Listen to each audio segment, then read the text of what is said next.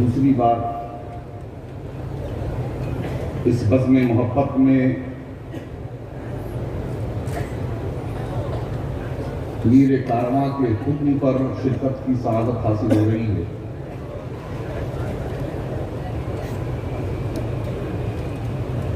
یہ حقیقت ہے کہ میں نے کوئی خطیب نہیں ہوں، میں مقبل نہیں ہوں، ہاں کچھ بول ضرور لیتا ہوں، اور یہ بات میں یاد رکھیں صرف زبان سے نہیں کر رہا ہوں، حقیقت میں دل کی ترجمہ نہیں کر رہا ہوں، بول لیتا ہوں۔ خطابت اور مقررانہ فن کچھ اور ہے۔ کسی زمانے میں کوشش اس کی ضرور ہوتی تھی، لیکن اس طرح کی خطابت کو جسے خطابت کہا جاتا ہے وہ میں نے کئی سال پہلے اسے 3 طلاق میں کیا ہے،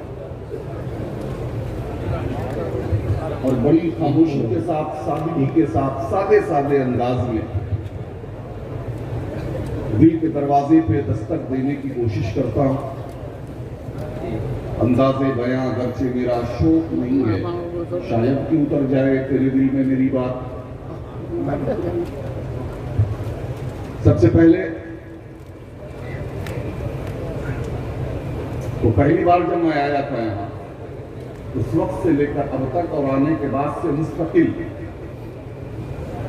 میں اسی پر غور کر رہا ہوں کہ آخر حضرت والا نے اس صحرا میں اس گلشن کو لگایا تو کیسے لگایا؟ شاعر نے تو کہہ تو دیا تھا بہت پہلے کہ چمن میں پھول کا کھلنا تو کوئی بات نہیں، زہے وہ پھول جو گلشن بنائے صحرا۔ سبحان اللہ۔ شعر کی جیتی جاگتی تفسیر یہ علاقہ ہے، کھلی نگاہوں سے ہم دیکھتے ہیں۔ میں اپنے احباب سے بھی عرض کر رہا تھا کہ پیران اعظام تو بہت ہیں، لیکن جن پیروں سے میں واقعی متاثر ہوں اور جن کو دیکھ کر کچھ کرنے کا جذبہ بیدار ہوتا ہے، ان میں سے ایک شخصیت حضرت پیر غلام حسین باپو کی ہے۔ کمال یہ ہے کہ رگوں میں ہاشمی خون ہے، لیکن ہاتھوں میں صدیقی تحریک ہے۔ آج کے اس ڈیٹ میں، دور میں بالخصوص بہت ضروری ہے کہ ہاشمی آپ ہوں، لیکن علم جو آپ کے ہاتھوں میں ہو وہ صدیقیت کا علم۔ اور یاد رکھیں پیارے کہ صدیقی علم کوئی اپنا علم نہیں ہے، صدیقی علم عین نبوی علم ہے۔ ہاں، سب سے پہلے نبی کے علم کو لے کر جو شخصیت آگے بڑھی اسے زمانہ صدیق اکبر کہتا ہے۔ پھر وہی علم سیدنا عثمان غنی کے ہاتھوں میں آیا، وہی علم حضرت سیدنا فاروق اعظم کے ہاتھوں میں اس سے پہلے آیا، اور پھر وہی علم مولا علی شیر خدا کے ہاتھوں میں آیا۔ خدا کے لیے اس ترتیب میں زیر و زبر پیدا کرنے کی کوشش نہ کی جائے۔ جو آج جو چیزیں چل رہی ہیں، ہم کو ہیڈ کو لاگیو، ہم کو ٹلو لاگیو، فون ٹلے مت پڑیو۔ ہاں، میں اس کا قائل نہیں ہوں۔ کیا ہوا ٹھا کون فون لارے اگر یہ کہہ دے کہ علی کا پہلا نمبر اور ڈنڈا لے کر اس کے پیچھے پڑ جائیں گے، تھوڑی بہت دھیان رکھو ہے۔ ارے ٹھیک ہے، نقش بندیوں کے لیے تو یقیناً نبی کے بعد پہلا نمبر سیدنا ابوبکر صدیق کا ہے طریقت کے اعتبار سے، لیکن قادریوں کے لیے، چشتیوں کے لیے، سہروردیوں کے لیے، شاذلیوں کے لیے اور دیگر سلاسل والے جو ہیں، ان کے شجرے میں حضور کے بعد پہلا نمبر تو مولا علی شیر خدا کا، تو ذرا سا اس میں بھی ذہن وسیع کرنا چاہیے اس اعتبار سے کہ اگر علی کا پہلا نمبر کوئی کہہ دے تو اب خلافت کے اوپر جاتے ہوئے ڈنڈا لے کر پیچھے نہ پڑے۔ چلیے اس اعتبار سے اس کو تسلیم کر لیں۔ الحمدللہ رب العالمین، یہ ہاشمی بھی ہے اور اس اعتبار سے صدیقی بھی ہے کہ نقشبندی سلسلے سے وابستہ ہے۔ ان کے لیے پہلا نمبر بے حد یقیناً ابو بکر صدیق کا ہے۔ سیدنا صدیق اکبر کا وہ جھنڈا جو نبی کریم صلی اللہ علیہ وسلم کی سیرت، تعلیمات، عشق اور محبت کو لے کر سیدنا ابو بکر صدیق آگے بڑھے تھے، الحمدللہ اسی جھنڈے کو لے کر آپ آگے بڑھ رہے ہیں۔ اسی جھنڈے آج دن کی مجلس میں ایک صاحب بڑی اچھی گفتگو کر رہے تھے سرحد اور فوج کے حوالے سے۔ مجھے بھی ایک بات یہاں پر یاد آ گئی کہ ہم سرحدی علاقے میں ہیں، وطن کی مٹی کی حفاظت کے لیے، وطن کی زمین کی حفاظت کے لیے فوج کا انتظام ہے، لیکن اس اعتبار سے وطن کی سرحد پر دین اور سنت کی حفاظت کے لیے بھی اللہ تبارک و تعالی نے جامعہ صدیقیہ کی شکل میں اسلامی فوج کو منتخب فرما دیا۔ نعرہ تکبیر، نعرہ رسالت، بانیے جامعہ صدیقیہ، وہ فوج جو سرحد پر ہے، اس ملک کی سرزمین کی حفاظت کر رہی ہے، اور یہ فوج جو جامعہ صدیقیہ کی شکل میں ہے، جو کمانڈر ان چیف جس کے حضرت سید پیر غلام باپو ہیں، الحمدللہ رب العالمین، اپنے اس جھنڈے کو لے کر اپنی فوج کے ذریعہ اس پورے خطے میں دین اور سنت کی حفاظت کر رہے ہیں، تصوف اور روحانیت کی حفاظت کر رہے ہیں۔ عزیزان محترم، وہ شعر کہنے والے نے کہا ہے، وہ خوب کہا ہے، اور یقیناً اس بنجر علاقے میں جو یہ گلستان آباد کیا ہے آپ نے، یہ اسی شعر کا مصداق ہے۔ کہنے والے نے کہا کہ جب خلوص دل کے اوپر جب کہا، بڑا پیارا شعر وہ، کہ جب کامل ہو شوق بھی، جب حوصلے بلند ہو کامل ہو شوق بھی۔ یہ شعر میں خود بھی اپنے لیے بھی کبھی کبھی کہتا ہوں، کیونکہ چھوٹا اور مختصر اور انداز میں تھوڑا بہت میں بھی کچھ کرنے والا ہوں، اور میں اسے بھی عرض کرتا ہوں کہ جلسوں بعض لوگ کہتے ہیں کہ تقریر تقریر تقریر، مجھے تو بعض جلسوں اور بعض اسٹیج پر جانے کے بعد وحشت ہوتی ہے کہ میں کہاں آ کر پھنس گیا ہوں، اور مجھے شرم بھی آتی ہے کہ میں بھی کہیں نہ کہیں اسی اسٹیج اور اسی میدان کا میں بھی کہیں نہ کہیں حصہ ہوں، مجھے شرم بھی آتی ہے کبھی کبھی، لیکن الحمدللہ جب اس جیسے اسٹیج پر میں آتا ہوں اور ان جیسی مجلسوں میں شریک ہوتا ہوں تو پھر میرا سر فخر سے بلند ہوتا ہے اور میرا سینہ چوڑا ہوتا ہے۔ الحمدللہ ایسے لوگ باقی ہیں، ایسی مجلسیں ابھی باقی ہیں۔ اس لیے میں بھی کچھ کرتا ہوں، ایک بناتا ہے تو سب کو مل جاتا ہے، سب کو اور یہ دیکھ کر تو واقعی میں یہ شعر حضرت کی نظر کرتا ہوں کہ جب حوصلے جب حوصلے بلند ہو کامل ہو شوق بھی، وہ کام کون سا ہے جو انسان ہے، وہ کام کون سا ہے جو انسان ہے۔ یقیناً انہوں نے اس بنجر زمین میں اس گلستان اور اس باغبان کی حیثیت سے اس پورے باغیچے کو لگا کر زمانے کو یہ بتا دیا ہے کہ کوئی چیز ناممکن نہیں ہے۔ جہاں بزرگوں کا فیضان ان کے ساتھ ہے، وہی بزرگوں کا فیضان بھی یاد رکھیں انہی کے ساتھ ہوتا ہے، اللہ کا کرم بھی انہی کے ساتھ ہوتا ہے جن کے اندر ہمت، حوصلہ، خلوص اور جذبہ ہو۔ اللہ تبارک و تعالیٰ آپ کا سایہ تابیر ہمارے سروں پر سلامت رکھے، اور یہ چمن دن بدن بڑھتا ہی رہے۔ حقیقت یہ ہے کہ جتنے ادارے آپ کے پھیلے ہوئے ہیں ان سب کو اگر یکجا کر دیا جائے تو پوری یونیورسٹی آج ہی ہے، آج ہی پوری یونیورسٹی ہے.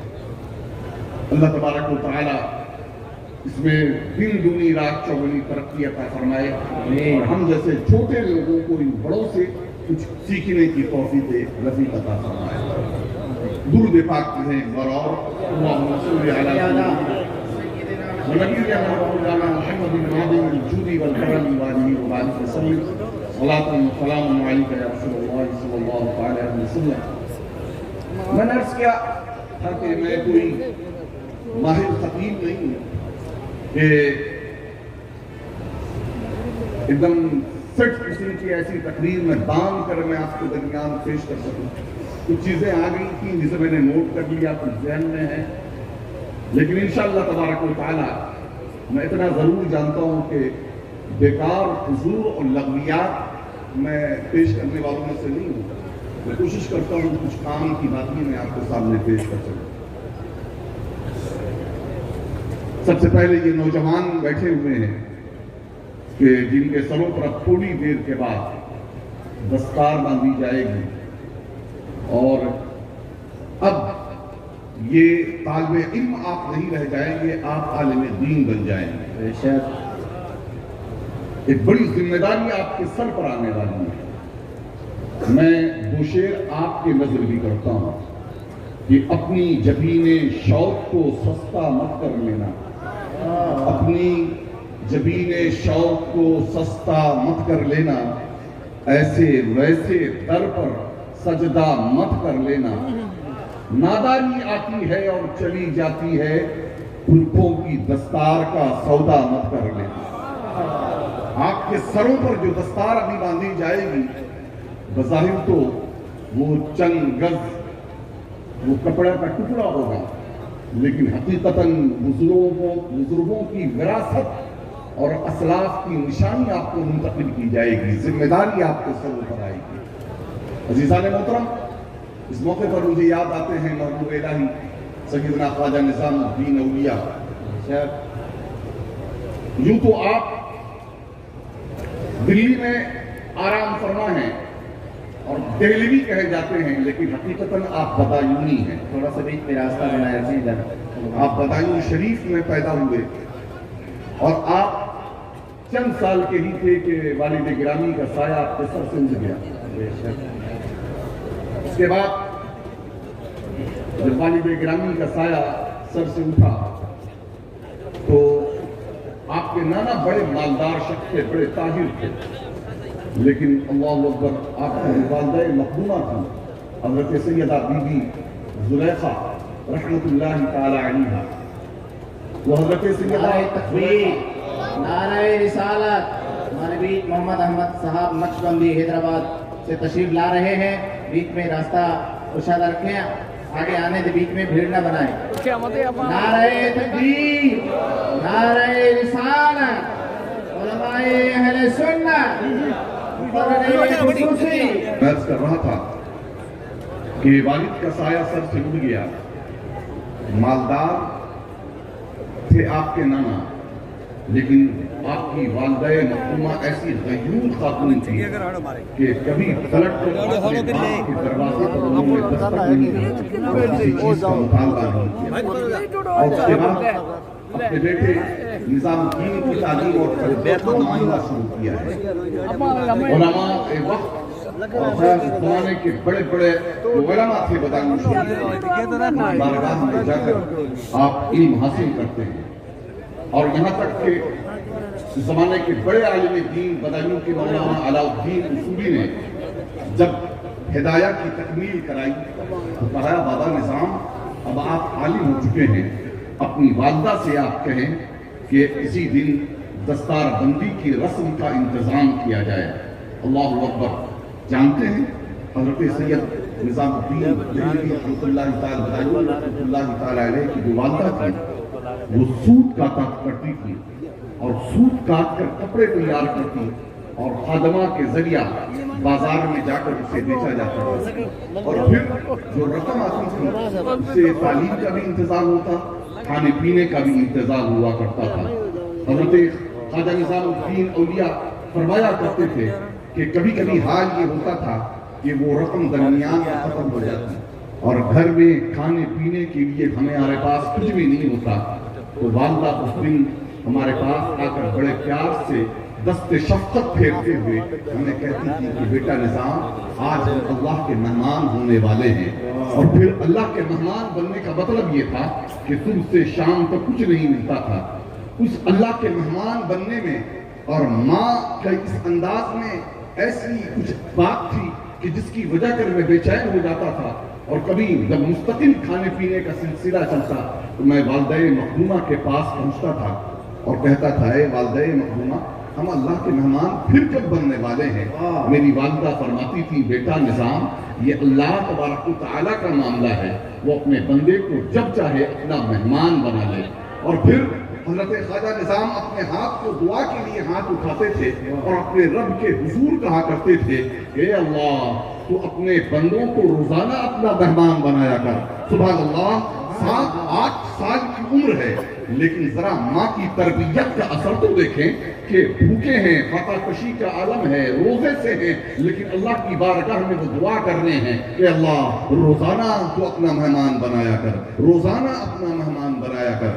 یقیناً یہ باتیں عام انسانوں کو سمجھ میں نہیں آئیں گی لیکن یہ باتیں انہیں سمجھ میں آئیں گی جن کی تربیت ایسی ہو, جن کی والدہ مخدومہ کا سایہ ایسی ماں کا سایہ جنہیں ملا ہو, جن کا گھرانہ ایسا ہو اور جن کی تربیت کا معاملہ ایسا ہو اور جنہوں نے اللہ کی معرفت کی شیرنی چکھی ہو, چاشنی جسے ملی ہو, وہی سمجھ سکتا ہے کہ اس میں کتنی لذت ہوتی ہے. اور پھر وہ زمانہ آیا بہرحال کہ والدہ مخدومہ کے پاس پہنچے, کہا امی جان ہمارے استاد گرامی نے فرمایا ہے کہ دستار کا اہتمام کیا جائے اور میری دستار بندی کے لیے انہوں نے کہا ہے کہ کسی دن کچھ دعوت کی جائے اور اس کے بعد علماء کے ہاتھوں اور صوفیاء کے ہاتھوں, بزرگوں کے ہاتھوں میرے سر پر دستار باندھی جائے. ماں خوش ہو گئی, بیٹے کو اپنے سینے سے لگایا, کہا بیٹا نظام میں اپنے ہاتھوں سے تیرے لیے دستار تیار کروں گی. اور پھر ماں کا کام بڑھ گیا ہے, آرام کے وقت بھی اپنے ہاتھوں سے سوٹ کاٹتی تھی اور اپنے بیٹے نظام الدین کے لیے دستار کی چادر تیار کرتی تھی. اور پھر وہ وقت آیا کہ ذکر و فکر کے ساتھ, تلاوت قرآن کے ساتھ کاٹ کر ماں سیدہ زلیخا نے وہ چادر تیار کی ہے. اور پھر علماء کے ہاتھوں اور صوفیاء کے ہاتھوں, بڑے شخصیتوں کے ہاتھوں سیدنا خواجہ نظام الدین اولیاء کے سر پہ دستار باندھی گئی ہے. سبحان اللہ. حضرت بی بی سیدہ زلیخا کا ایک وقت آیا جب وہ دنیا سے رخصت ہو گئی اور ادھر حضرت خواجہ نظام الدین اولیاء بدایوں سے دہلی پہنچے ہیں. دہلی سے پاک پٹن شریف بابا فرید گنج شکر کی بارگاہ میں پہنچے ہیں اور پھر بابا گنج شکر میں نوازا ہے اور پھر دلی واپس کیا ہے.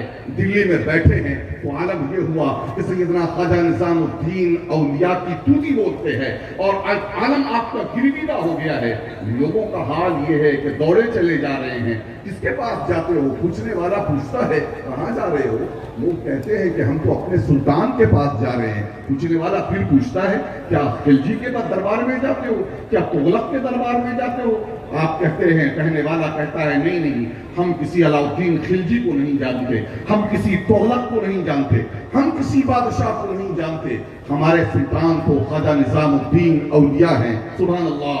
یہ دلوں پر حکومت کی ہے تو خواجہ نظام الدین نے دلوں پر حکومت کی ہے. پیارے, دلوں پر کیسے حکومت کی ہے غور کرنے کی بات ہے. یہ دلوں پر حکومت کی جاتی ہے تو کیسے حکومت کی جاتی ہے؟ دلوں پر حکومت خدمت انسانیت کے ذریعہ کی جاتی ہے.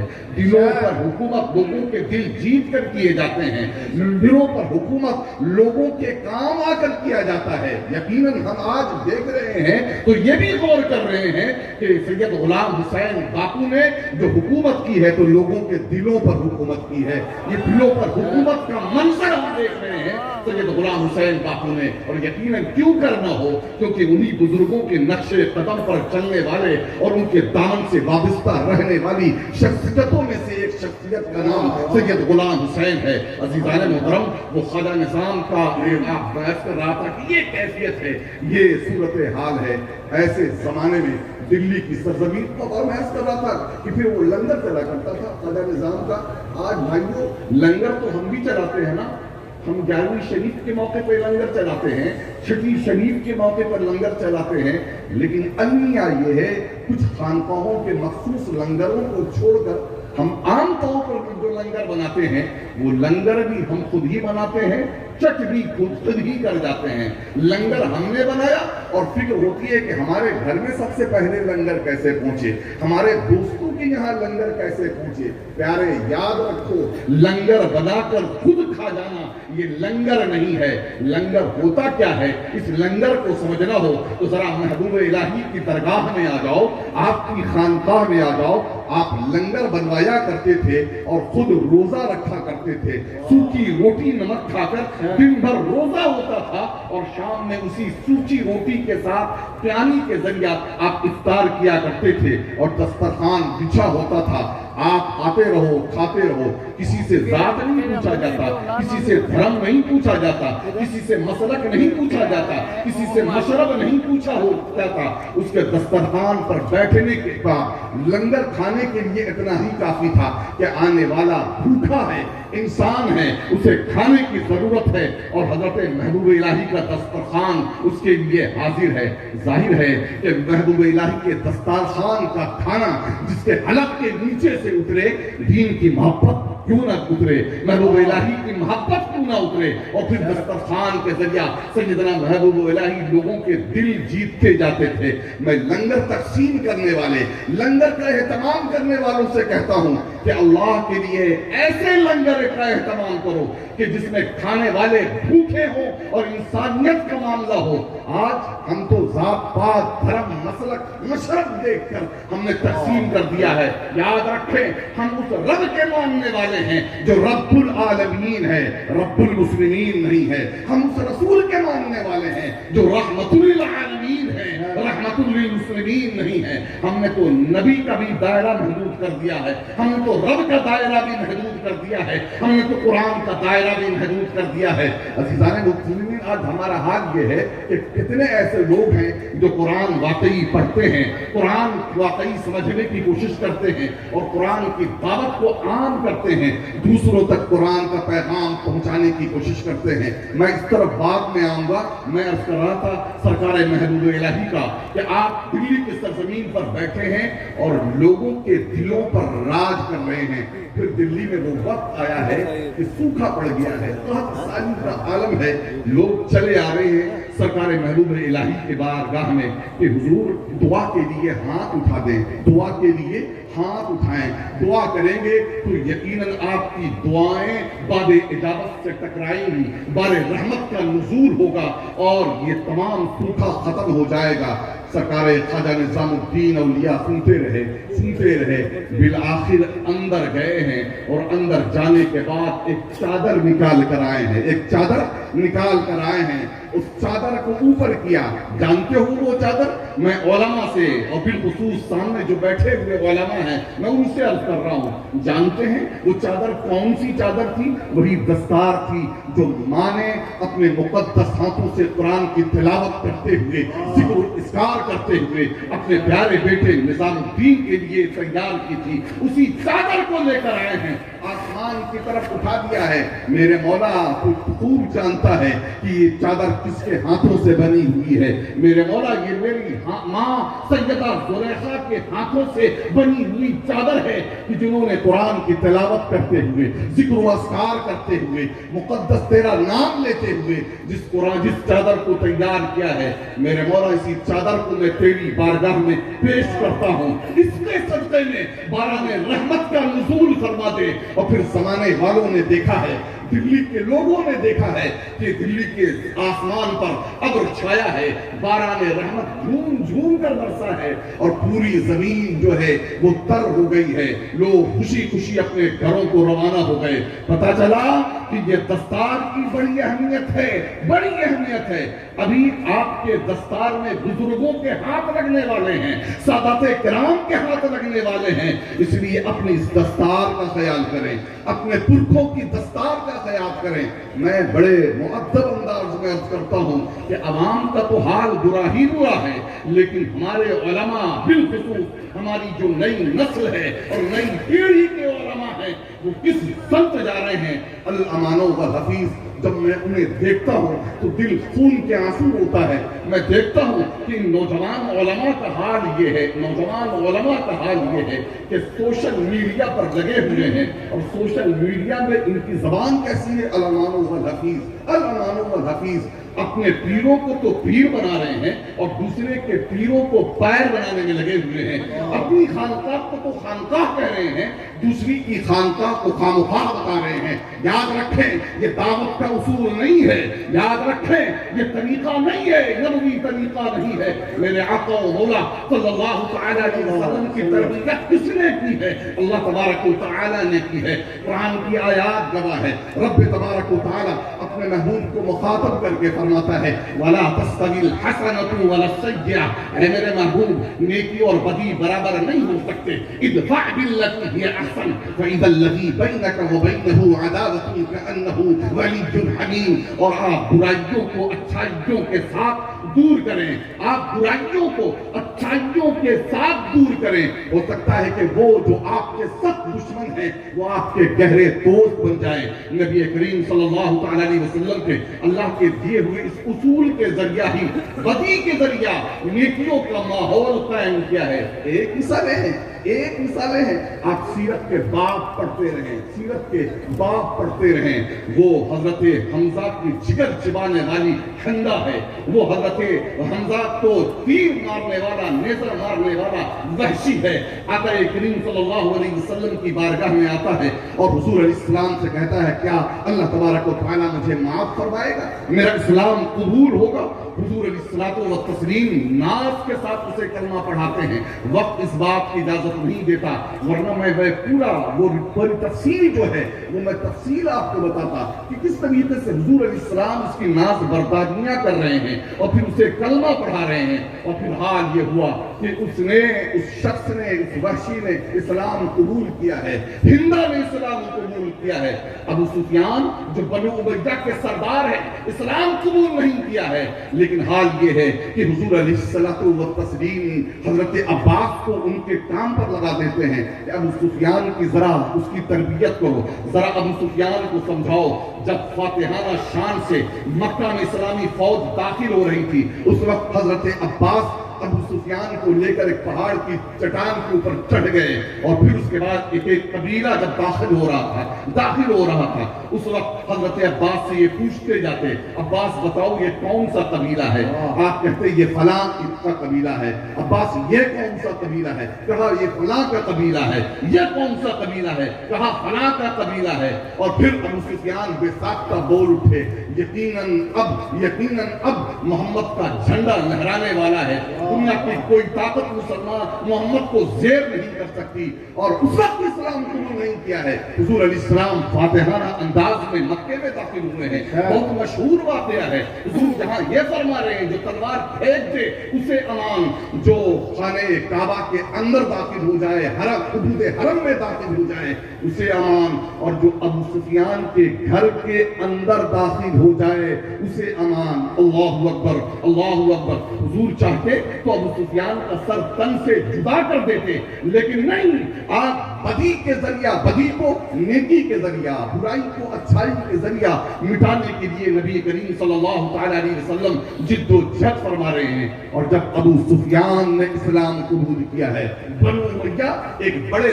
دبدبے والا قبیلہ تھا, ابو سفیان نے اسلام قبول کیا ہے تو پورا بنو امیہ دائرہ اسلام میں آ گیا ہے, حلقہ اسلام میں آ گیا ہے. میں پوچھنا چاہتا ہوں, سوال یہ پیدا اٹھتا ہے کہ جن نبی کے رحمت نے اتنے ناز برداری کے ساتھ ابو سفیان کو کلمہ پڑھایا ہے, ان ابو سفیان پر سوالیہ نشان لگانے والے اور ان کے ایمان پر ہم سوالیہ نشان لگانے والے ہم کون ہوتے ہیں؟ میں تو یہ کہتا ہوں کہ پیارے, حقیقت یہ ہے کہ ہم ابو سفیان کے ایمان پر ہم سوالیہ نشان نہیں لگا رہے ہیں, ہم امیر معاویہ کے ایمان پر سوالیہ نشان نہیں لگا رہے ہیں. ہم تو حقیقتاً حضور علیہ السلام کی رحمت والی نگاہوں پر سوالیہ نشان لگا رہے ہیں. ہم تو آقا کریم صلی اللہ تعالیٰ علیہ وسلم پر جو قرآن کی آیات نازل ہوئی ہیں ہم ان پر سوالیہ نشان لگا رہے ہیں. ہاں ہم اس کے بھی قائل نہیں ہیں کہ تم مولا علی کے سامنے حضرت امیر معاویہ کو کھڑا کر دو. مسئلہ اس وقت ہوتا ہے کہ جب ابو بکر کے سامنے امیر معاویہ کو کھڑا کیا جائے, عمر کے سامنے امیر معاویہ کو کھڑا کیا جائے, عثمان کے سامنے معاویہ کو کھڑا کیا جائے, علی کے سامنے معاویہ کو کھڑا کیا جائے. علی علی ہے, معاویہ معاویہ ہے. جو علی کا مقام ہے اس مقام تک, ان کے قدموں کے دھول تک حضرت سیدنا معاویہ نہیں پہنچ سکتے ہیں. اس لیے جس کا جو مقام ہے ان کے مقام تک رکھو. ارے ہم تو, ہمارا تو عقیدہ یہ ہے نا, ہمارا تو یہ عقیدہ یہ ہے کہ قرآن میں اللہ تبارک و تعالیٰ نے حضور علیہ السلام کے فضائل و مناقب احادیث اس پر موجود ہیں. رب نے فرما دیا تلک الرسل فضلنا بعضهم على بعض منهم من كلم الله ورفع بعضهم درجات. کیٹیگریز ہیں, درجات ہیں. یقیناً حضور علیہ السلام کو یہ گوارا نہیں ہے کہ حضور کے سامنے کسی نبی کی ذرا بھی توہین کا معاملہ ہو, ادنا گستاخی کا معاملہ ہو. یہی وجہ ہے کہ ساری دنیا کے مسلمان اس بات پر متفق ہے کہ اگر کوئی عیسائی, اگر کوئی یہودی اگر حضور کی شان میں گستاخی کرے تو ہم جواب تو دیتے ہیں, لیکن حضرت موسیٰ کی شان میں کوئی مسلمان گستاخی نہیں کر سکتا. حضرت عیسیٰ کی شان میں کوئی مسلمان گستاخی نہیں کر سکتا. حضور حضور ہیں, عیسیٰ عیسیٰ ہیں, لیکن ہم اس طریقے کا معاوضہ بھی نہیں کرتے کہ جس سے حضرت عیسیٰ کی شان میں گستاخی کا ایک معمولی پہلو بھی نکلے. تو یاد رکھیں اسی طریقے سے حضرت صحابہ کرام کے درمیان میں کیٹیگریز ہیں. جس دروازے کو ہمارے علماء نے اسلاف نے بند کر دیا تھا, کہیں نہ کہیں اس دروازے کو کچھ لوگوں نے کھولا ہے اور امت میں تفرقے پیدا کیے ہیں. میرے بھائیوں اور میرے نوجوانوں اور میرے علماء, میں آپ سے یہ بات عرض کر رہا ہوں, اور یہ عرض کر رہا ہوں اس لیے کہ بڑا یہ مسئلہ بڑھتا چلا جا رہا ہے. آج امام ابی طالب کا مسئلہ سر چڑھ کر بول رہا ہے. حضرت ابو طالب ہماری سر آنکھوں پر, لیکن یاد رکھیں علماء دونوں درجے ہیں, ایک ایمان کے قائل ہیں اور ایمان کے قائل نہیں ہیں. ایمان کے قائل نہیں ہیں. سوال یہ پیدا ہوتا ہے اس بحثوں میں کیوں پڑیں اور تجاوز اس طرح کر جائیں, اس طرح تجاوز کر جائیں کہ معذاللہ جب ہم زبان کھولتے ہیں تو ہم نہ جانے کتنے بڑے بڑے علماء, محدثین, فقہا اور جو عظیم شخصیتیں ہیں, صوفیاء ہیں, ان پر تک ہم انگلی کر اٹھا دیتے ہیں, نشانے بنا دیتے ہیں. میرے پیارے, میں ایک جملہ عرض کر رہا ہوں, اس کو اپنے دل میں رکھ لو کہ ہم کسی صحابی کو اگر ان کی تعظیم کرتے ہیں, کسی صحابی کو کی تعظیم اگر کرتے ہیں, یہ بھی بتا دیں کہ کوئی صحابی معصوم نہیں ہے. یاد رکھیں نبی معصوم ہے, یقیناً فرشتے معصوم ہیں. کوئی نبی, کوئی صحابی معصوم نہیں ہے, لیکن یہ ہمارا حق نہیں بنتا کہ صحابیوں کے فیصلے ہم کریں. 1400 سال سے فیصلہ جو نہ ہو سکا, آج 1400 سال کے بعد یہ ہمارا حق بنتا ہے. ہم اس منصب پر ہیں کہ ہم فیصلے کریں گے کہ کون حق پر ہے اور کون ناحق ہے. اس طریقے کے فیصلے, اس طریقے کے بحث و مباحثے بند کرو. جو حضرت ابو طالب کے ایمان کا قائل ہے, ہم ان کے ساتھ بھی ہیں. جو سیدنا ابو طالب کے ایمان کے قائل نہیں ہے, اہل سنت کی تعداد ان کے ساتھ بھی ہے. یقیناً یاد رکھیں ہمارا موقف تو یہ ہے کہ ابو طالب, سیدنا ابو طالب, یاد رکھیں سیدنا ابو طالب کا نام جہاں لیتا ہے وہاں احترام سے نام لینا ہے. خبردار خبردار, حضور ان سے محبت کرتے تھے, وہ حضور سے محبت کرتے تھے. تو سوچو کہ اگر سیدنا ابو طالب کا نام اگر آپ نے احترام کے ساتھ نہ لیا تو حضور علیہ السلام کے دل کو تکلیف پہنچے گی. میں ایمان کے بحث میں پڑھنا نہیں چاہتا. میرا کہنا یہ ہے کہ میری زبان ان کے ایمان کے بارے میں خاموش رہتی ہے, لیکن میرا دل ان کے ایمان کی تصدیق کرتا ہے. ہم ادھر بھی ہیں ہم ادھر بھی ہیں، علماء کی جماعت ادھر بھی ہے علماء کی جماعت ادھر بھی ہے، یہ بڑی شخصیتیں بیٹھی ہوئی ہیں، ہمارے استاد مکرم بیٹھے ہوئے ہیں، اگر کان پکڑ کر میری اصلاح کریں گے اس وقت میں اصلاح قبول کر لوں گا، اس وقت میں اصلاح قبول کر لوں گا، ہمارا دل ان کے ایمان کا قائل ہے، لیکن زبان اس بحث و مباحثے میں نہیں پڑتی ہے، اس بحث و مباحثے میں نہیں پڑتی ہے، اور ہمارا یہ سبجیکٹ بھی نہیں، ہمارا یہ عنوان بھی نہیں ہے۔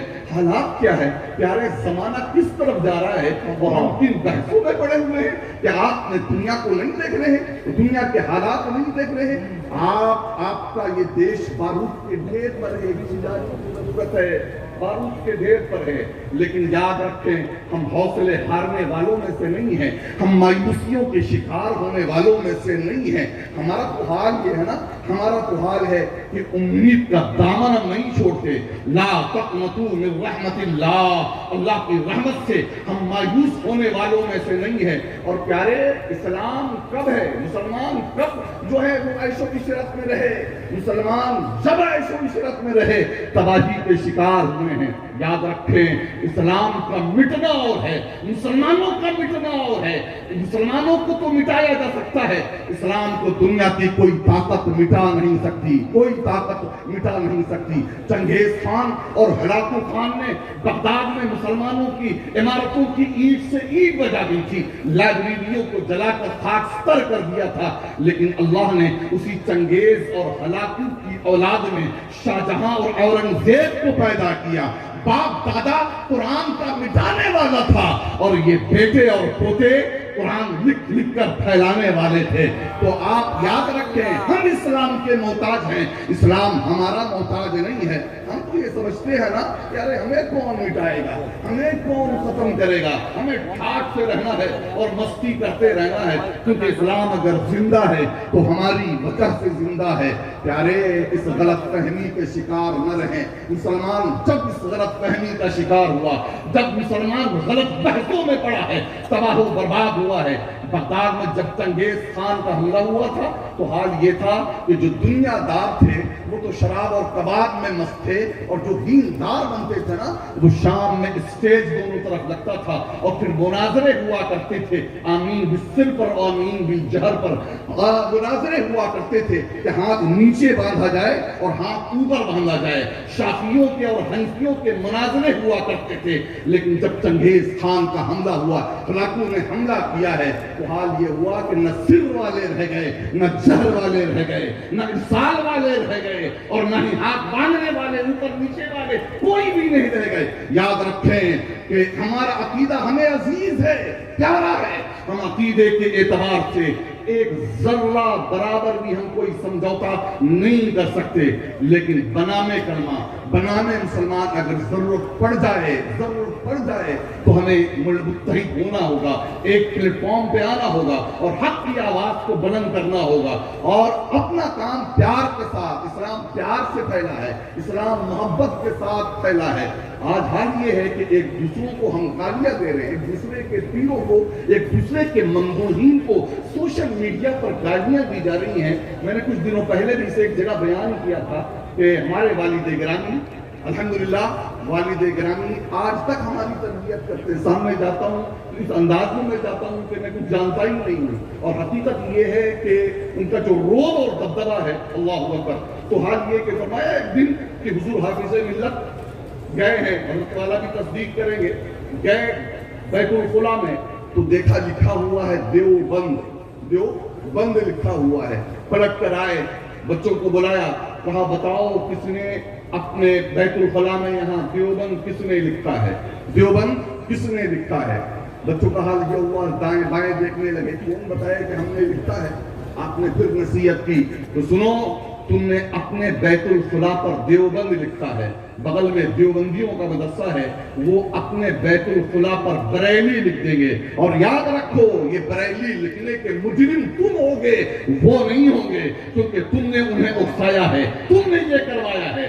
آج حضور علیہ السلام کی حدیث پاک ہے، حضور نے فرمایا ایک زمانہ وہ آئے گا لوگ اپنے ماں باپ کو گالیاں دیں گے۔ کسی نے کہا یا رسول اللہ اپنے ماں باپ کو گالیاں دیں گے؟ کہا ہاں، जो दूसरों के माँ बाप को गालियां देता है, पलट कर वो उसके माँ बाप को गालियां देता है। हकीकतन दूसरे के माँ बाप को गालियां देना अपने माँ बाप को गालियां देना है। तो प्यारे अल्लाह के लिए अपनी ज़बान में आप सुधार करें, अपनी फिक्र में सुधार करें, आप जल्दबाज ना हो। आज हम रोना रोते हैं कि हमारे पढ़े लिखे लोग हमारे जलसों में नहीं आते, हमारे पढ़े लिखे लोग ने फला फला फला फला जमातें ज्वाइन कर ली हैं। मैं कहता हूँ सवाल ये पैदा उठता है, क्यों हमारे पढ़े लिखे लोग हमारे पास क्यों नहीं आते? याद रखें, सबों ने अपनी दुकानें खोल रखी हैं, सबों ने अपनी दुकानें खोल रखी हैं। एक छोटी सी दुकान अगर किसी की हो, माल उसके पास ना हो, बगल में कोई दूसरी बड़ी दुकान खोल कर बैठ जाए, तो जाहिर है उस छोटी दुकान से कोई माल लेना पसंद नहीं करेगा, उसी बड़ी दुकान पर जाना पसंद करेगा जहां हर तरह का माल उसे मिल जाए। इसलिए आज मॉल खुल रहे हैं, आज बिग बाजार खुल रहे हैं, ऐसे ऐसे बाजार खुल रहे हैं कि जहां आप दाखिल हो जाएं तो सुई से लेकर हेलीकॉप्टर तक खरीद कर आप आ जाएं। ऐसे ऐसे बिग बाजार खुल रहे हैं ताकि कस्टमर यहां से आए तो अपनी सारी जरूरतें पूरी कर जाए।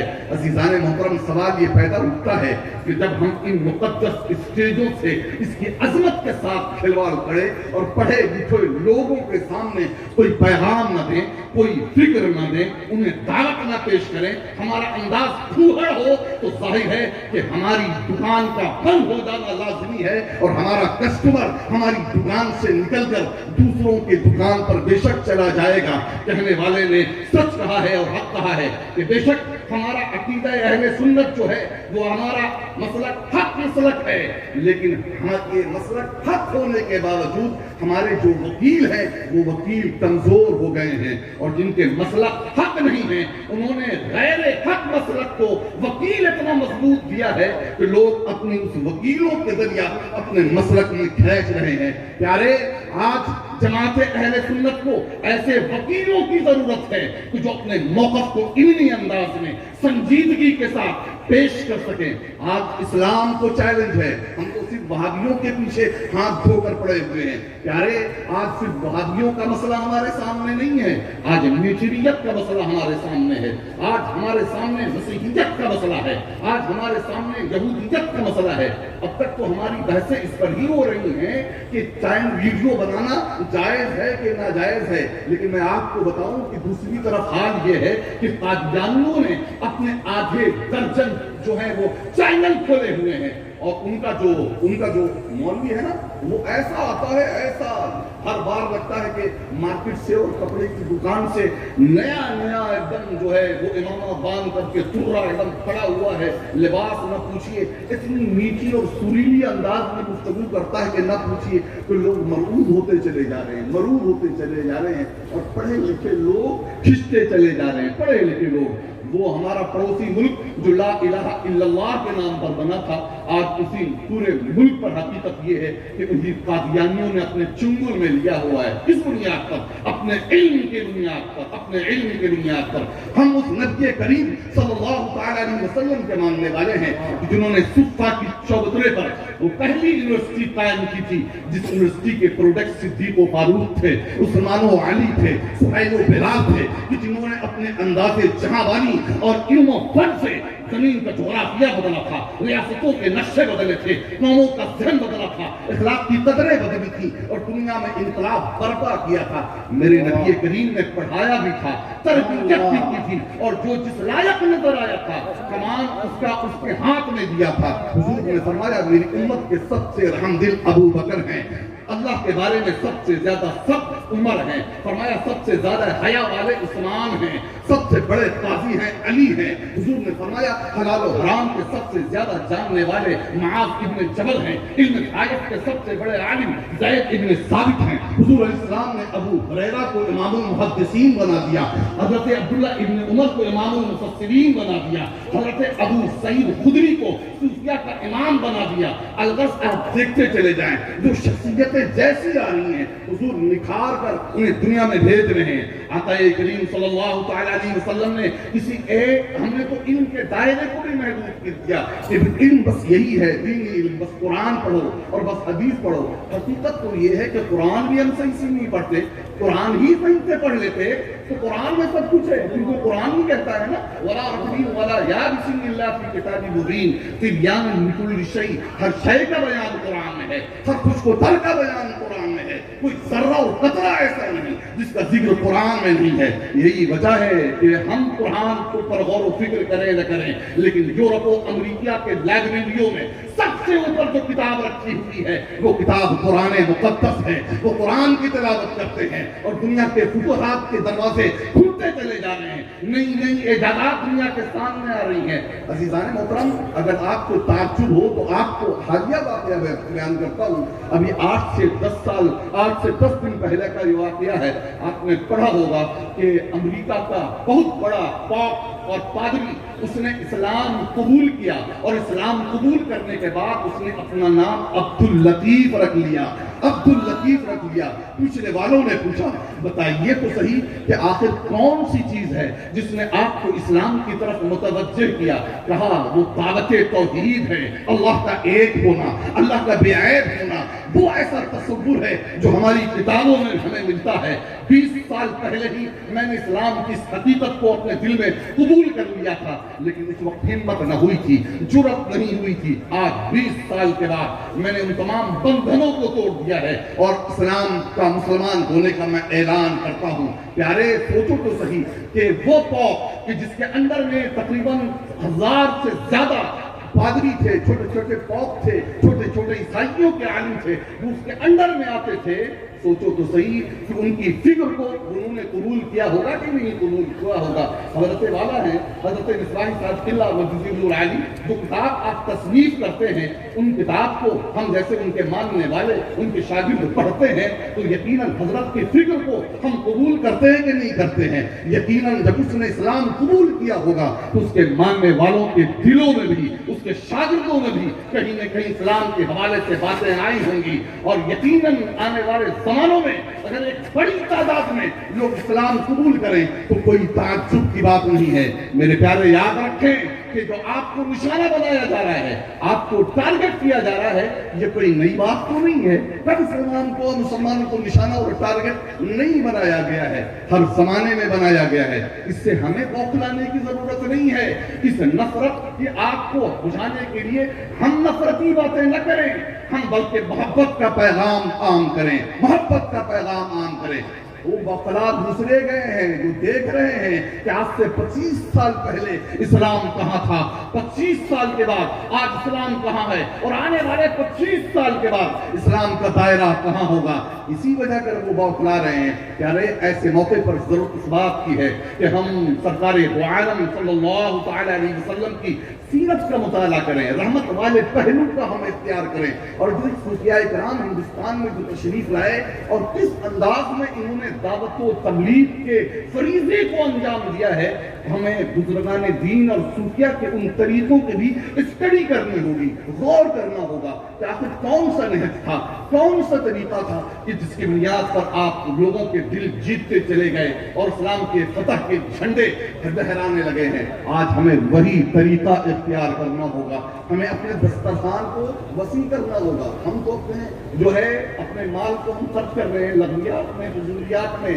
آج دوسرے ایکٹیو ہو گئے ہیں، لیکن ہمارا حال انتہائی برا ہے۔ علمی اعتبار سے بھی اس قدر ہم زوال پذیر ہیں، کہنے کے لیے بہت ساری باتیں ہیں، لیکن مجھے اس بات کا بھی خیال کرنا ہے کہ خطیب خصوصی صاحب بڑے دور سے بڑی مشقت سے تشریف لائے ہیں اور بڑی مشقت سے یہ جانے والے ہیں۔ اللہ ان کے سفر کو آسان کر دے، تو ان کے لیے بھی مجھے خیال کرنا ہے۔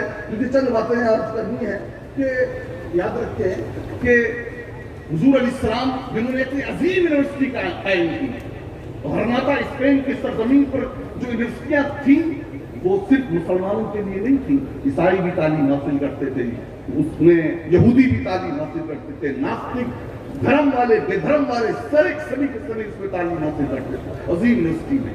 لیکن کہیں نہ کہیں آخری زمانے میں دعوت و تبلیغ اور غیروں تک اسلام کا پیغام پہنچانے میں کوئی نہ کوئی کمزوری کا معاملہ رہا اور زوال کی صورت پیدا ہوئی۔ اس ہندوستان کی سرزمین پر آپ دیکھیں 1857، اس 1857 کا آپ نقشہ تلاش کریں، دیکھیں اور آج کے زمانے پر غور کریں۔ تاریخ بتاتی ہے کہ اس 1857 میں دلی کی سرزمین پر بہادر شاہ ظفر کے قلعے میں رات بھر مشاعرہ چلا کرتا تھا، اور جس وقت انگریز صبح میں اٹھ کر آدھا کام کر لیا ہوتے تھے اور اس کے بعد وہ دوپہر کے کھانے کے لیے لنچ کے لیے اپنے گھروں میں جا رہے ہوتے تھے، اس وقت لال قلعہ میں چہل پہل شروع ہوتی تھی اور لوگ جاگتے تھے رات بھر کے مشاعرے کے بعد۔ ہم دیکھتے ہیں کہ واجد علی شاہ جیسے لوگ، بٹیر کی لڑائی چل رہی تھی، ملک کی لڑائیاں ہو رہی تھیں، اور غور اس پر ہو رہا تھا کہ کباب بٹیر کا اچھا ہوتا ہے کہ پیتل کا کباب زیادہ اچھا ہوتا ہے۔ آپ کے بغل میں گجرات میں ایک جگہ ہے جونا گڑھ، میرا وہاں جانا ہوا، اس قلعے کو میں نے دیکھا، اس عالیشان مسجد کو میں نے دیکھا، میں نے کیا ہے؟ کہا یہ محبت علی خان کی بنائی ہوئی شاندار مسجد ہے کہ جنہوں نے اس زمانے کے 4 لاکھ روپے سے یہ مسجد بنائی تھی اور 8 لاکھ روپے سے یہ اپنا مقبرہ بنایا تھا اور بڑا قلعہ بنایا تھا کہ مرنے کے بعد یہی دفن ہوں گے۔ پھر انڈیا پاکستان کے ڈیوائڈ کا معاملہ آیا، جناب سب کچھ چھوڑ کر دفو چکر ہو گئے، پڑوسی ملک میں پہنچ گئے، اور حال یہ ہے کہ وہ قلعہ کھنڈر بنا ہوا ہے۔ بلا شبہ شاہ جہاں نے بہت ساری مساجد تعمیر کیا، لیکن لال قلعہ کو ہم سرٹیفکیٹ نہیں دے سکتے۔ بہت سے لوگ کہتے ہیں کہ اس زمانے میں یونیورسٹیوں کا دستور نہیں تھا، لال قلعہ بنایا، انہوں نے جو ہے تاج محل بنایا تو کیا بنایا؟ وہ شاعر نے کہا ہے کہ ایک شہنشاہ نے بنا کر حسین تاج محل، ہم غریبوں کی محبت کا اڑایا ہے مذاق۔ تو پیسے والا تھا، اپنی محبوبہ کے لیے اس نے تاج محل بنا دیا، غریب بیچارے کیا کریں؟ لوگ کہتے ہیں دفاع کرنے کے لیے جو بات ماننے کی ہی مانی جائیں گی، کہا جاتا ہے کہ بھئی وہ یونیورسٹیوں کا دور نہیں تھا، لیکن یاد رکھیں جس زمانے میں یہ شاہجہاں بادشاہ تاج محل بنوا رہے تھے، اس وقت لندن میں آکسفورڈ اور کیمبرج یونیورسٹیاں بنائی جا رہی تھی۔ 57 سے زیادہ مسلم ممالک ہیں ہمارے، 57 سے زیادہ، لیکن جانتے ہیں مسلمانوں کی یونیورسٹیاں کتنی ہیں؟ صرف 900 یونیورسٹیاں مسلمانوں کی ہیں، اور یہ چند سال پہلے کا میں پیش کر رہا ہوں، 900 یونیورسٹیاں مسلمانوں کی ہیں، اس میں کوئی بھی ٹاپ 10 میں نہیں ہے۔ لیکن اس کے برخلاف میں آپ کو بتاؤں، صرف چین میں 9,500 یونیورسٹیاں ہیں، جاپان میں 10,000 کے قریب یونیورسٹی ہے، اور آپ فرانس، جرمن اور دوسرے ممالک کا جائزہ لیتے چلے جائیں کہ کتنی یونیورسٹیاں ہوں گی۔ عزیزان محترم، ایسے زمانے میں، ایسے دور میں یہ مست قلندر پیدا ہوا ہے، یہ مرد درویش پیدا ہوا ہے کہ جس نے اپنا محل نہیں تعمیر کیا ہے، اپنا قلعہ نہیں بنایا ہے، اور صرف اپنی خانقاہوں پر زور نہیں دیا ہے، بلکہ قوم اور ملت کے لیے یہ عظیم قلعہ بنایا ہے، یہ دین کا قلعہ بنایا ہے۔ اور یقیناً آنے والا زمانہ اس بات کی گواہی دے رہا ہے، وہ وقت دور نہیں ہے کہ غلام حسین باپو کے ذریعہ کہیں نہ کہیں اس راجستھان کے علاقے میں ایک یونیورسٹی قائم ہوگی۔ لوگ کہتے ہیں کہ یہ داڑھی والی کیا کام کریں گے، داڑھی والے کیا یونیورسٹی بنائیں گے؟ یہ ہمارے جو داڑھی منڈے حضرات ہیں، میں اس بحث میں نہیں پڑھنا چاہتا کہ تقریباً 100 سال تو اسی پر بحث ہوتی رہی، مسٹر اور ملا کی لڑائی چلتی رہی، مسٹر اور ملا کی لڑائی۔ آپ کو یقین نہ ہو تو ذرا کچھ علماء کی کتابیں بھی اٹھائیں اور آپ کچھ مسٹر حضرات کی کتابیں بھی اٹھائیں، دونوں ایک دوسرے کو دوش دیتے ہیں کہ اسلام کو اور مسلمانوں کو تباہ و برباد کرنے میں، پستی کے غار عمیق میں ڈالنے میں یہ رول مسٹر کا ہے، اور ملا کہتا ہے یہ ملا کا ہے۔ یہ صورتحال چل رہی ہے، لیکن ضرورت اس بات کی تھی کہ کاش مسٹر اور ملا قریب آتے، مسٹر اور ملا قریب آتے اور مل کر اگر دین کے لیے جد و جہد کرتے تو آج کا معاملہ کچھ اور ہوتا۔ میں کر رہا ہوں کہ حقیقت یہ ہے کہ وہ بڑے کام جو کیے ہیں ان داڑھی والوں نے کیے ہیں۔ میں سر سید احمد خان کا نام لینا چاہتا ہوں، معذرت کے ساتھ ہمارا ذہن اتنا تنگ ہو گیا ہے کہ اگر کوئی ایسے جس سے ہم متاثر نہیں ہے یا ہمارا نظریہ اس کے بارے میں غلط ہے، اس کا نام دے کر ہم لے لیں تو جس طرح طرح کی باتیں شروع ہو جاتی ہیں۔ ہمارے عقیدے سے ہمیں کوئی لینا دینا نہیں ہے۔ اگر کوئی اچھا کام غیر بھی کرتا ہے تو اس اچھی بات کو لینے کا حکم ہے، لینے کا حکم ہے۔ آج کون تعریف نہیں کرتا یہودیوں کی کہ وہ یہودی 100 سالوں آگے کا منصوبہ بناتے ہیں اور کامیابی حاصل کرتے ہیں۔ RSS والے بہت برے ہیں، آپ کہتے رہیے، گالیاں دیتے رہیے، لیکن RSS والوں نے جو اپنے فکر کے لیے، اپنی تنظیم کے لیے جو قربانی دی ہے نا، اس قربانی کا آپ کا مسلمان تصور نہیں کر سکتا ہے۔ انہوں نے اپنے گھر بار چھوڑے ہیں، انہوں نے اپنی تنظیم کے لیے شادیاں نہیں کی ہیں، انہوں نے اپنے تنظیم کے لیے سب کچھ الٹا دیا ہے کہ ہمارے اس مشن کو آگے بڑھنا ہے. یہی وجہ ہے کہ آج 80 سال 85 سال کے بعد یہ تنظیم نے پورے ملک پہ قبضہ کیا ہے. پیارے ہم اگر 100 سال آگے کا منصوبہ نہیں بنا سکتے تو کم از کم 20 سال 25 سال آگے کا تو ضرور منصوبہ بنائیں. سر سید احمد خان نے ایک انگلو انڈین اسکول کی بنیاد رکھی تھی، لیکن بعد میں آنے والی جنریشن نے اس کو یونیورسٹی میں تبدیل کر دیا. یہ ماننا پڑے گا کہ بہرحال فاؤنڈر اگر کوئی ہے وہ تو سر سید احمد خان ہی ہے. اور اگر اس مسلم یونیورسٹی کو ہندوستان کی سرزمین سے ہٹا دیا جائے تو آپ سوچیں کہ مسلمانوں کا حال کیا ہو کر رہ جائے. عزیزان محترم، مبارک پور کی سرزمین پر جو عربی یونیورسٹی ہے اس یونیورسٹی کا قائم کرنے والا بھی وہ مرد فقیر داڑھی والا ہے کہ جس نے اپنے خلوص، للاجت اور تقوی سے ایسا عظیم کارنامہ انجام دیا ہے جسے ہندوستان میں ازہر ہند کہا جاتا ہے. کہ ہم مصر میں جو نہیں جا سکتے وہ الجامعۃ الاشرفیہ مبارک پور چلے جائیں، یقیناً وہاں ازہر آپ کی جامعۃ الازہر تک کی خوشبو مل جائے گی اور وہ علم حاصل کر سکتے ہیں. عزیزان محترم، اسی طریقے سے آپ چلے جائیں کیرلا کے علاقے میں شیخ ابو بکر نے جو کام انجام دیا، اللہ اکبر، جو کام کیا ہے وہ ذرّی حروف سے لکھنے کے لائق ہے. اور اس راجستھان کے بنجر سرزمین پر یہ کام انجام دینے کا بیڑا اٹھایا ہی نہیں ہے، بہت کچھ کر ڈالا ہے اس مرد فقیر نے. میں آپ سے پھر ایک بار گزارش کرتا ہوں کہ آج ہمیں ترقی کرنا ہے، آج اگر ہمیں آگے بڑھنا ہے، زمانے کی آنکھوں میں آنکھیں ڈال کر ہمیں اگر کچھ کرنا ہے تو ہمیں علم کی طرف آنا ہوگا، ان جیسے لوگوں کا ساتھ دینا ہوگا. پیارے بہت سو چکے ہیں، بہت ہی افسوسناک زمانے سے ہم گزر رہے ہیں. اپنے نوجوانوں کو دیکھتے ہیں تو رونا آتا ہے کہ ہماری نسلوں کا کیا ہوگا. غیروں کے محلے میں چلے جائیں گے 10 بجے کے بعد سناٹا ہوتا ہے، لیکن الحمدللہ ہمارے مسلم محلے 12 بجے کے بعد بھی آباد ہوتے ہیں. میں رائے پور میں تھا تو بڑے فخر سے ایک صاحب نے کہا حضرت 2 بجے بھی کسی کو کھانے پینے کی ضرورت ہوتی ہے تو ہمارے محلے میں شہر سے لوگ کھانے پینے کے لیے آتے ہیں. میں نے کہا بیٹا شاباش، بڑی اچھی فکر آپ کی اور بڑا اچھا کام آپ لوگ کر رہے ہیں. یہ قوم کھانے پینے میں تباہ ہے. کھانے کے آئٹم ذرا ان سے پوچھ لے کہ کھانے کے آئٹم کیا ہے، یہ کیفیت اور یہ صورتحال ہے.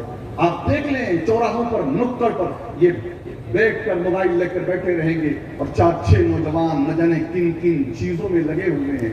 وہ کس وقت رہے ہیں جبکہ مؤذن حی علی الفلاح حی علی الصلاح کی آواز دے رہا ہے.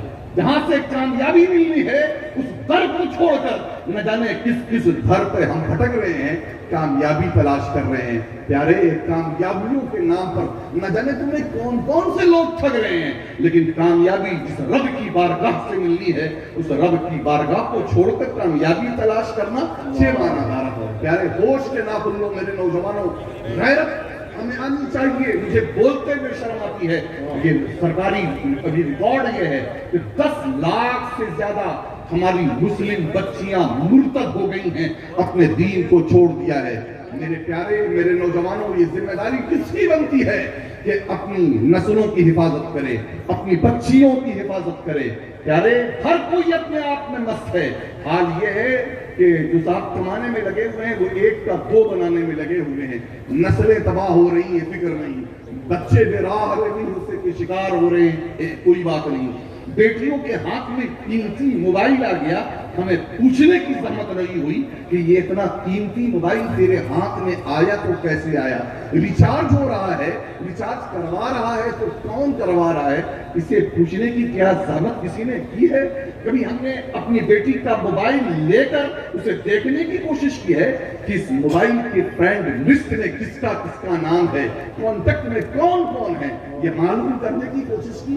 ہمارا تو حال یہ ہے کہ ہم دوسروں کو تاکنے میں لگے ہوئے ہیں کہ پڑوسی کا بچہ کہاں جا رہا ہے، پڑوسی کے گھر میں کیا ہو رہا ہے. ارے پیارے پڑوسی کے گھر میں نہ جھانکو، پیارے اپنے گھر میں جھانکو. تمہارے گھر لٹ رہے ہیں، تمہارے گھر تباہ ہو رہے ہیں. اور सारा ठेकरा हम उलमा के सर फोड़ते हैं, ये उलमा कुछ नहीं कर रहे हैं, ये अइम्मा कुछ नहीं कर रहे हैं कि अरे ये इमामों को 10,000 रुपए देकर 10,000 रुपए देकर तुम और कितना काम लेने वाले हो। ये बेचारे नमाज भी पढ़ाते हैं तो फिक्र ये है कि 10,000 में क्या होना है, जल्दी से निकलते हैं, कहीं सूर्य बकरा पढ़ेंगे, कहीं ट्यूशन पढ़ाएंगे, कहीं किसी और दावत में जाएंगे, सेठ साहब की यहाँ दावत है, कुछ नजराना भी मिल जाएगा, और नहीं गए तो फिर रहना भी मुश्किल हो जाएगा। ये सारी फिक्र इन्हें कभी इनकी तरफ झांक कर देखा। हमारा हाल ये है कि हम जो है खड़े होते हैं माँ बाप की मोहब्बत में खड़े होकर नाखानों को, मैं नाखाना शाह कहते हुए भी मुझे शर्म आती है, नाखा नहीं है, ये गवैये हैं, इन गवैयों पर पैसे लुटाए जाते हैं, माँ बाप की मोहब्बत में पैसे लुटा रहे हैं। लेकिन वो इमाम जो अपनी मस्जिदों में बैठकर तुम्हारे घर को संवारने की कोशिश करता है, तुम्हारे लिए दुआएं करता है, मुझे बताओ कि तुमने कभी बंद मुट्ठी से उस अपने इमाम को कितना नजराना दिया है, कभी उनका कितना ख्याल किया है, प्यारे होश के नाखून लें। ज्यादा मैं कुछ नहीं कहता, अल्लाह का फरमान है, अपने रब के फरमान पर नजर डालो। या अय्युहल्लज़ीना अऊज़ु बिल्लाहि मिनश शैतानिर रजीम, या अय्युहल्लज़ीना आमनू क़ू अनफुसकुम व अहलीकुम नारा, ईमान वालों खुद को और अपने घर वालों को जहन्नम की आग से बचाओ। अब यार इंतजार मत करो कि अगले साल बापू जलसा करेंगे तो फिर तकरीर सुनने के लिए आएंगे, या रबीउल अव्वल का मौका आएगा या मुहर्रम का मौका आएगा तो हम सुनेंगे। अपने घरों में कम से कम हफ्ते में आखिरी बात मैं अर्ज कर रहा हूँ, आखिरी बात, मेरी बात आप लोगों के समझ में आ रही है कि नहीं आ रही है? अल्हम्दुलिल्लाह समझ में आ रही है, गौर से सुने। आखिरी बात मैं अर्ज कर रहा हूँ कि अपने घर में रोजाना ना सही, चलो शबे जुमा, जुमरात का दिन गुजार कर शबे जुमा, इस शब की बड़ी अहमियत है। इस शब में अपने घर वालों को लेकर बैठ जाएं, बच्चों को भी लेकर बैठे, बेटी भी हो, बेटा भी हो, बीवी भी हो, पोते भी हो, नवासे भी हो, सबको समेट कर लेकर बैठ जाओ। थोड़ी देर दुरूद शरीफ पढ़ लो, 10 बार कम से कम, ज्यादा ना सही 10 बार दुरूद शरीफ अल्लाह के प्यारे रसूल सल्लल्लाहु अलैहि वसल्लम की बारगाह में। मैं दुरूद शरीफ की और इसकी फजीलत बयान करूंगा तो फिर बात लगी। 10 बार दुरूद शरीफ हुजूर की बारगाह में नज़्म करें। और हुजूर अलैहिस्सलाम की अगर उर्दू पढ़ना जानते हैं, उर्दू नहीं पढ़ना जानते, हिंदी पढ़ना जानते हैं, अरे कुछ भी पढ़ना नहीं जानते तो इसका इस्तेमाल सही करना सीख जाओगे तो सब कुछ सीख जाओगे। आज अपने हाथों से, अपने नौजवानों के हाथों से हम मोबाइल नहीं छीन सकते, इंटरनेट नहीं छीन सकते, कंप्यूटर नहीं छीन सकते, माइक नहीं हटा सकते। हमें इसको हटाने के बजाय हमें इस फिक्र को ठीक करने की जरूरत है, फिक्र को ठीक करने। आज इस्लाम दुश्मन ताकतें जिस तरीके से मोबाइल में, कंप्यूटर में चिप्स बदला जाता है ना, चिप्स, कमाल उस चिप्स का होता है, उस हार्ड डिस्क का कमाल होता है। उसी तरीके से याद रखते हैं, ये जिस्म का कमाल नहीं, इस हार्ड डिस्क का कमाल होता है, इस दिमाग और दिल के अंदर लगी हुई चिप्स का कमाल होता है। आज हाल ये है कि मगरबी ताकतें, इस्लाम दुश्मन ताकतें मुख्तलिफ तरीकों से इस हार्ड डिस्क को और इस चिप्स को बदलने की कोशिश कर रही है। आज हमारे नौजवान जो बेराहरमी के शिकार हो रहे हैं, बेहयाइयों में मुब्तला हो रहे हैं, बदअकीदगी की शिकायत हो रहे हैं, वजह इसकी ये है कि ये चिप्स बदल दिया गया है, चिप्स बदल दिया गया है। अफसोस और अलमिया तो ये है कि उनके गार्जियन को भी एहसास नहीं है कि मेरे बच्चों का हार्ड डिस्क चेंज हो गया है। अरे क्यों करो? क्योंकि कितने वालिदैन ऐसे हैं कि जिनकी चिप्स खुद बदली जा चुकी है, जिनका हार्ड डिस्क खुद बदल गया है। यही वजह है ना कि कोई बच्चा अगर नमाजी नहीं था, नमाज पढ़ने लगा है और इमाम साहब के पास बैठने लगता है, तो ऐसे माँ बाप आपने भी देखे होंगे, अरे ये बच्चा तो हाथ से निकला जा रहा है, ये उम्र इसकी नमाज पढ़ने की है, अरे ये इमाम मौलवी के चक्कर में बर्बाद हो जाएगा, कहाँ जा रहा है? अल्लाहु अकबर। यानी मस्जिद जाने से, अच्छी सोहबत में, अच्छे लोगों के साथ बैठने में घबराहट हो रही है। ये क्या है? ये माँ बाप की हार्ड डिस्क और चिप्स बदला जा चुका है, जिस वजह से ये सूरत हाल है।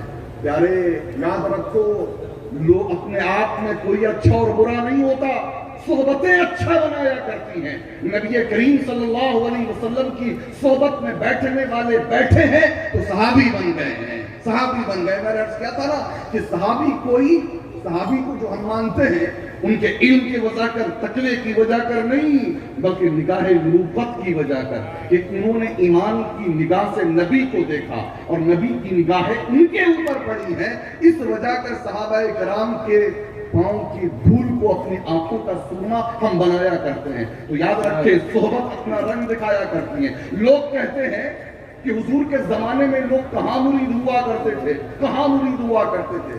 میں کہتا ہوں کہ آپ غلط سمجھتے ہیں. کہاں خانقاہ ہیں تھی پیارے, دین سمجھنے کی ضرورت ہے. حضور پہلے نبی ہیں, پہلے نبی ہیں, اور ابو بکر پہلے مرید ہیں. نبی جیسا نہ کوئی پیر ہے, نہ ابو بکر جیسا کوئی مرید ہے. یاد رکھے, جو جتنا پیر کی صحبت میں جو جتنا بیٹھے گا اتنا ہی کمال والا ہوتا چلا جائے گا, ہوتا چلا جائے گا. تو پیارے اچھی صحبت میں بیٹھو. لوگ کہیں گے کہاں پیر صاحب کے پاس بیٹھنے کا موقع, کہاں پیر صاحب کے پاس کہاں ٹائم, بہت بزی شخصیت ہیں. آج ویسے اچھا بہانے کرنے والے لوگ کہتے ہیں کہ اب ایسے لوگ کہاں اور ویسے لوگ کہاں.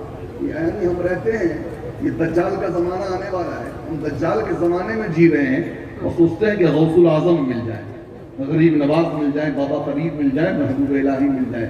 میں ایک جملہ کہہ رہا ہوں پیارے, اب کوئی بابا فرید اور محی الدین نہیں ملنے والے, کوئی نظام الدین نہیں ملنے والے.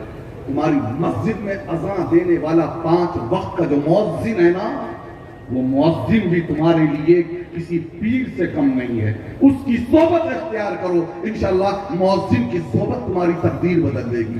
کیونکہ بہرحال وہ 5 وقت میں 10 بار اللہ تبارک و تعالیٰ کا ذکر کرتا ہے, نام لیتا ہے, 10 بار اللہ کے ذکر میں رہتا ہے. وہی تمہارے لیے کم قیمتی نہیں ہے.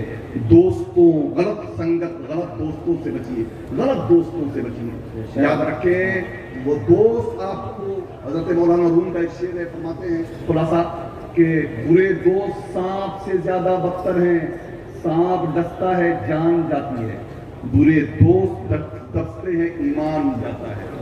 کل قیامت کے دن کچھ لوگ ایسے ہوں گے قرآن کی زبان میں جو کہیں گے یا ویلتا لیتنی لم اتخذ فلانا خلیلا, اے کاش کہ میں اس بندے کو اپنا دوست نہیں بناتا, یہ دوست نہیں بناتا.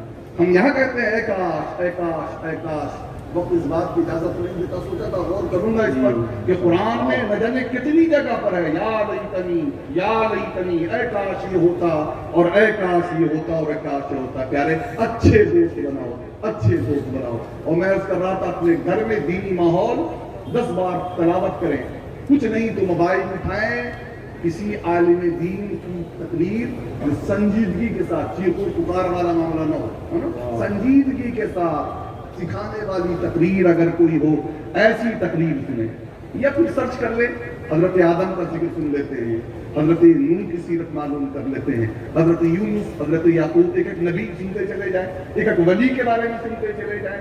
علم بھی بڑھتا چلا جائے گا اور ان کا تذکرہ سے آپ کو اچھی صحبت کا فیض بھی حاصل ہوگا. اللہ تبارک و تعالی ہم سب کو حق کہنے, حق سننے اور حق پر عمل کرنے کی توفیق رفیق عطا فرمائے. اس مجلس میں سبقت لسانی کی وجہ کر عمدن سہون کسی بھی طریقے سے کوئی غلطی سرزد ہو گئی ہو تو اللہ کی بارگاہ میں استغفار کرتا ہوں. استغفر اللہ ربی من کل ذنب واتوب الیہ. وقت سے آنکھیں ملا, غفلت کی چادر چھوڑ دے, وقت سے آنکھیں ملا, غفلت کی چادر چھوڑ دے. دھوپ سر پہ آ چکی ہے, اب تو بستر چھوڑ دے, اور جلا وہ شمع کے آندھی جسے بجھا نہ سکے, وہ نقش بند پہ زمانہ جسے مٹا نہ سکے. وآخر الدعوانا الحمدللہ رب العالمین.